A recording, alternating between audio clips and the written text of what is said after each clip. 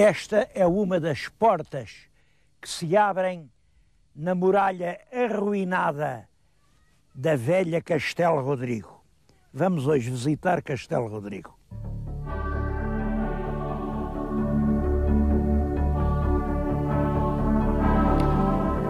Estas paredes arruinadas são tudo quanto resta de um grandioso palácio que já existiu aqui, bem no centro do castelo. O castelo é muito antigo, o castelo foi construído, pelo menos nesta fase atual, pelo rei Dom Dinis, no século XIII, e este castelo aguentou-se com várias mudanças até hoje. Mas, no século XVI, nos finais do século XVI, um homem que já tinha o título de Alcaide-Mor de Castelo Rodrigo, que a seguir foi feito Conde de Castelo Rodrigo, mais tarde foi Marquês de Castelo Rodrigo, aproveitou o castelo para, bem no meio, mandar fazer um soberbo palácio. Esse homem era Cristóvão de Moura e costuma contar-se a história desta maneira. O traidor Cristóvão de Moura, que foi quem meteu Portugal nas mãos dos castelhanos, ele é que teve a culpa, foi só ele, e por isso o povo vingativo, quando vem aquela grande libertação e a onda de alegria da Revolução de 1640, vem aqui, arrebenta com as portas do majestoso palácio, pega-lhe o fogo, e era uma vez um palácio. Tudo quanto chegou até hoje é isto que estão a ver. Eu não sei se isto teria sido bem assim. Não sei, nunca vi documentos que o provem.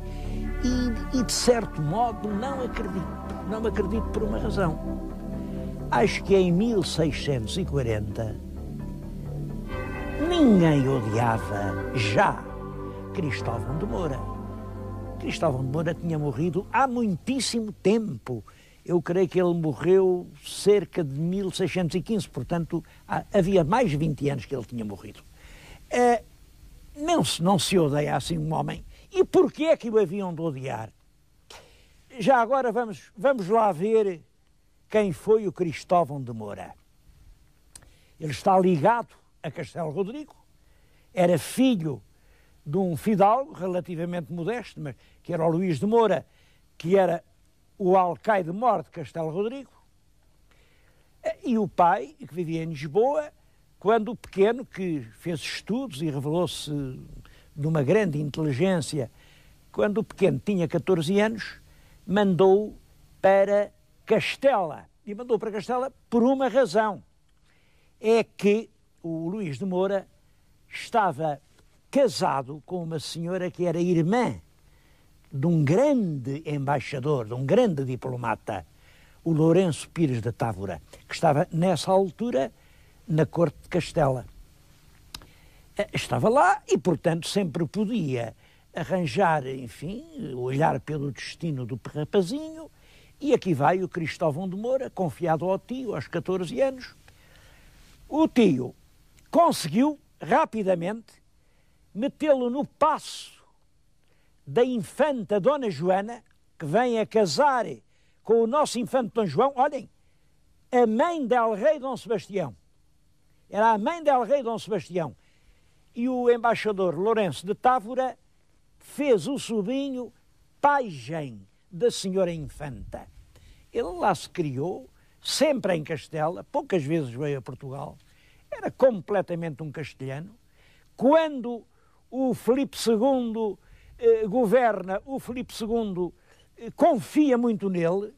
Ele tinha-se revelado um político fino, hábil, astucioso, e é quem aconselha o Filipe II em tudo quando se refere a Portugal. E, de facto, quando o rei Dom Sebastião morre na Batalha de Alcácer Quibir, quem vai suceder no trono, ele ainda tinha um velho tio, que era o cardeal Dom Henrique, foi rei pouco tempo, cerca de 2 anos, bem se sabia que o homem estava velho e cansado e não ia longe.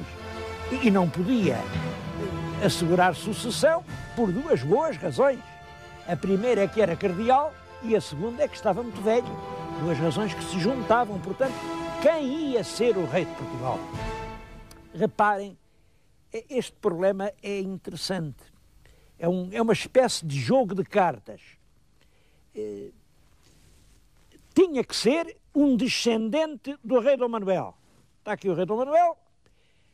Os seus descendentes têm uma filha, que foi a Imperatriz Isabel, casou com o Carlos V e tem um filho. É o Filipe II. Filipe II é um pretendente homem, mas que herda os direitos de uma mulher. E tem uma senhora, a Dona Catarina, duquesa de Bragança, que é uma mulher que era filha do infante Dom Fernando, filho de Dom Manuel. Reparem, é mulher, mas filha de homem. É claro que também havia homem, filho de homem. Havia. Era o Dom António Prior do Crato. Mas esse era filho ilegítimo. Não, o pai não tinha casado com a mãe. Portanto, ficou logo fora da sucessão. Pelo menos foi isso que disseram. Estou convencido que havia outras razões. Havia outras razões e razões graves. Mas por agora ficamos nisto. Havendo uma senhora com direito ao trono, que era neta de Dom Manuel, e que herdava a coroa por via masculina, e havia um homem que também era neto de Dom Manuel, mas que herdava a coroa por via feminina, qual dos dois devia preferir ao outro?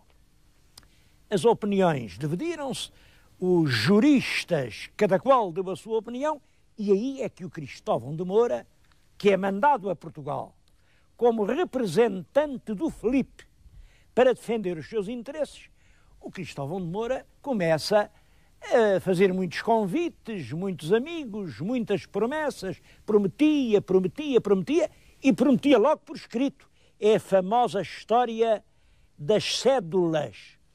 É que o rei de Castela, Filipe II, confiava tanto nele que lhe entregou um maço de folhas de papel em branco assinadas por El Rei.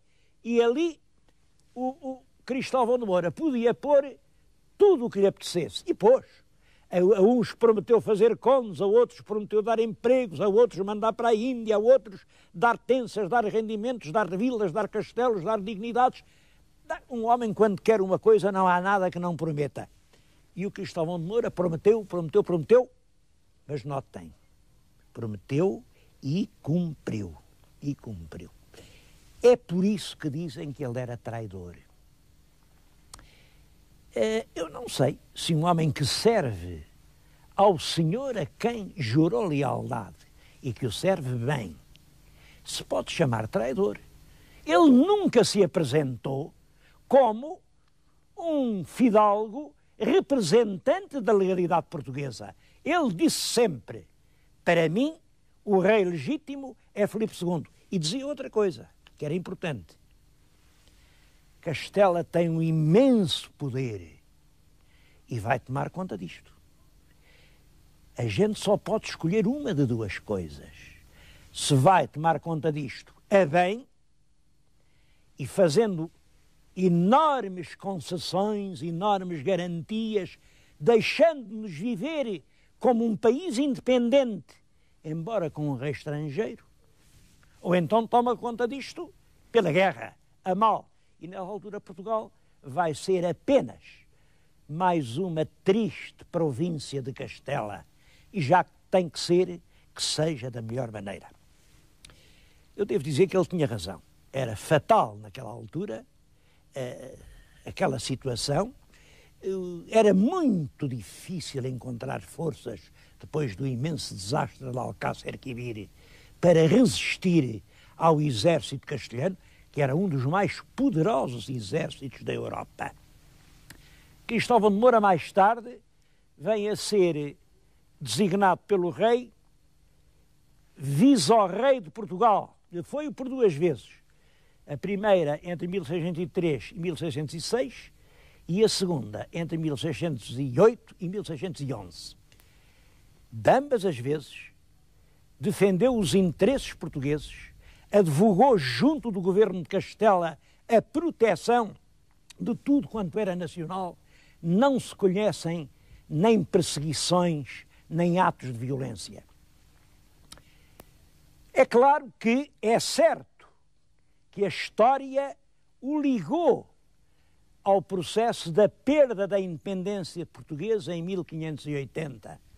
O que não me parece justo é que toda a gente se tivesse deixado comprar. E a gente agora resume a história desta maneira simples. O traidor Cristóvão de Moura, o traidor era só ele, foi por culpa dele que a gente perdeu a independência. É muito fácil a gente encontrar botes expiatórios. Quando quisermos realmente pôr as mãos na consciência, temos de concluir isto. Os culpados fomos todos nós.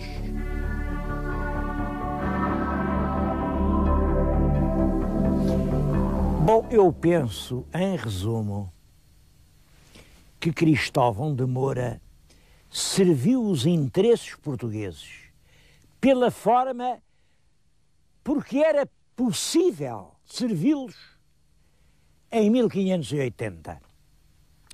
Simplesmente, em consequência disso, a corte passou a ser em Madrid.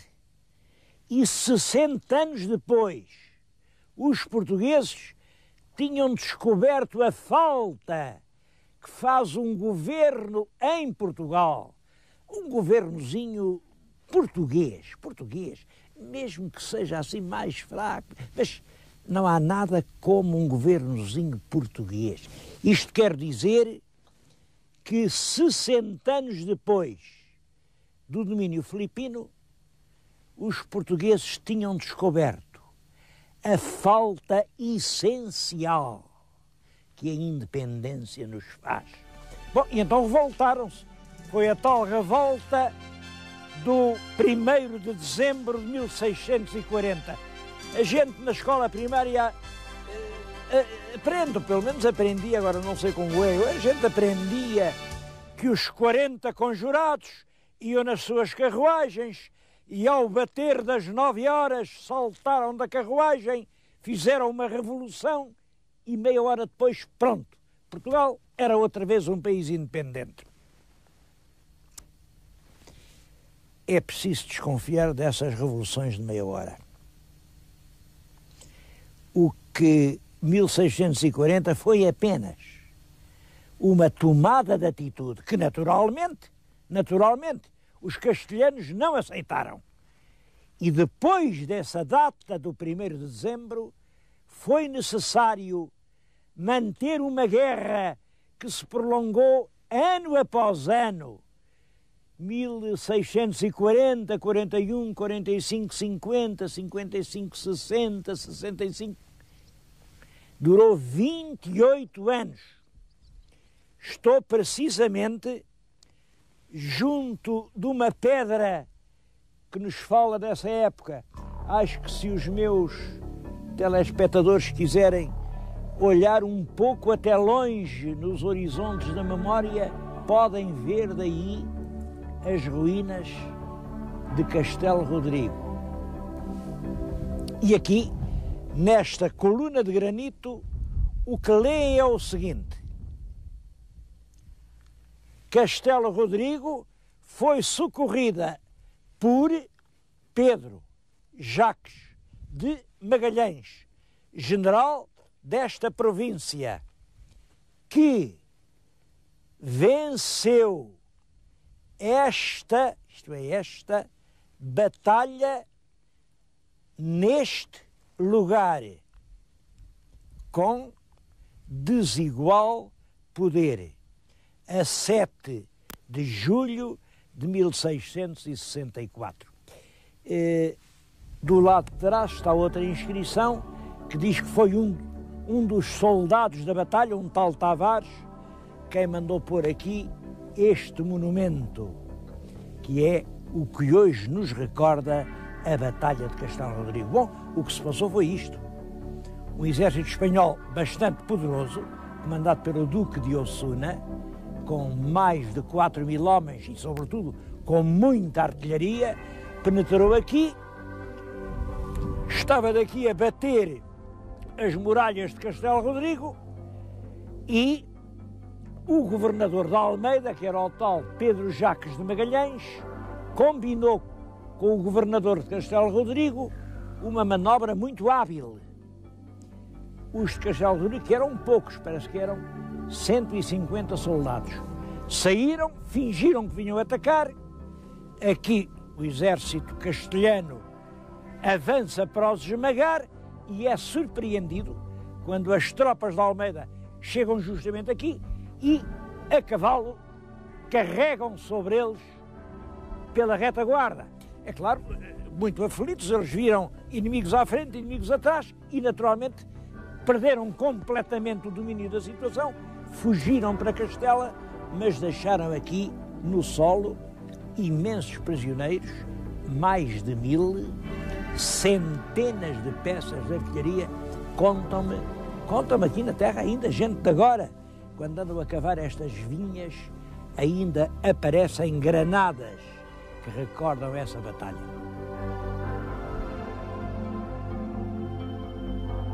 Mas depois da guerra veio a paz. A segunda metade do século XVII é já para Castelo Rodrigo um período de quase decadência. As pessoas não gostavam de viver ali apertadas por aqueles muros, lá em cima um sítio ventoso, frio e, sobretudo, com pouca água. Então, uma a uma, começaram a fazer cá embaixo no vale as suas casinhas, a ter as suas aradas, e quando se chega ao liberalismo, sem se dar por isso, a vila estava cá embaixo, num lugar a que chamavam a Figueira, estava no lugar de Figueira. Claro que ainda havia os velhotes que estavam lá em cima e protestavam, o lugar é aqui, não vão lá para baixo, há reclamações. Mas é claro que contra estas forças não há defesa.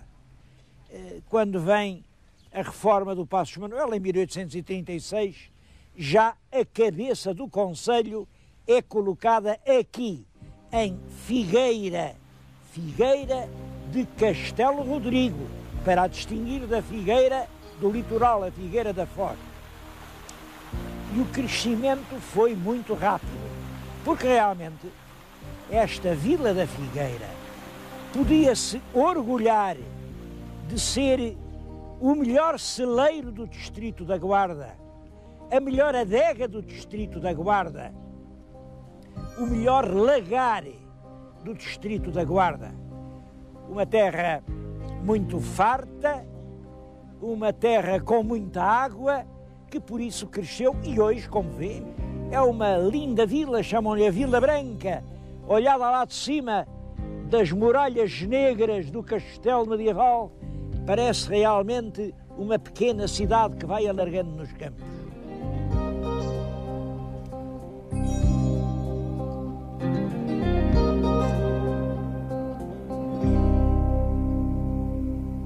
Bom, mas aqui, nesta região de Figueira de Castelo Rodrigo, eu acho que falar só na história, falar só no passado, é esquecer o que realmente é mais importante. E o mais importante aqui é o presente. Esta terra, assim, a um primeiro olhar, pode até parecer uma terra áspera, uma terra esquiva ao trabalho do homem. Não se engana. É uma das terras mais ricas e mais generosas que há em Portugal. Eu pus aqui na minha mesa alguns dos produtos tradicionais, castiços. Tenho aqui um vinho, vinho do convento.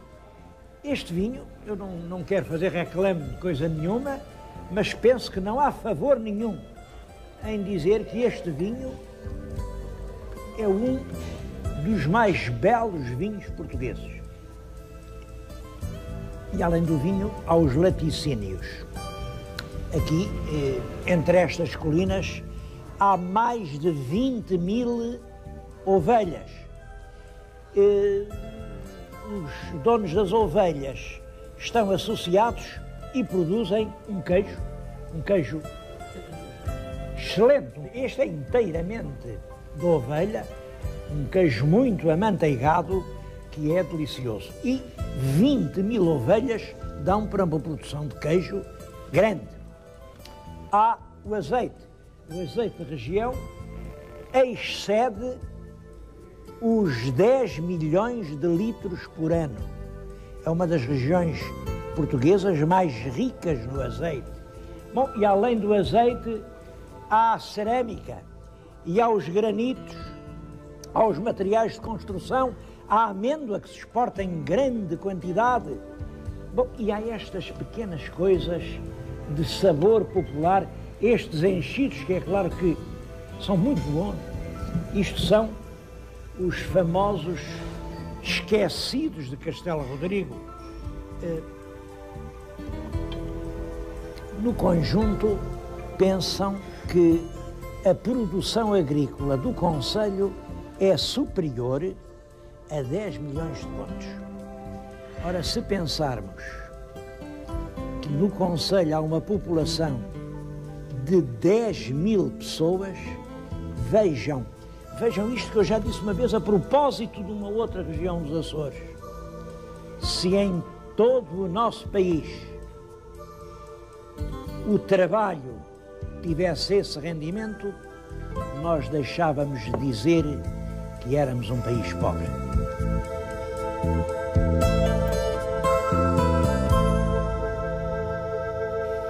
Mas eu penso que os principais recursos desta região não são nem o vinho, nem o granito, são os recursos humanos.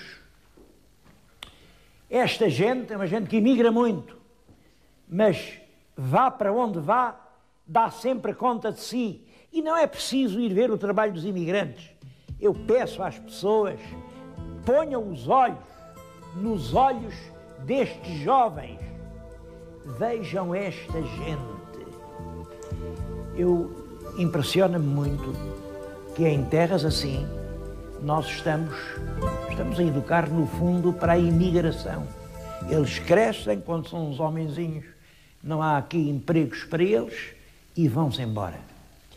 Bom, e o que fica cá dentro, nós somos assim uma espécie de mineiro que anda a encher o saco de minério, deita fora as pepitas de ouro e fica só com os seixos estéreis.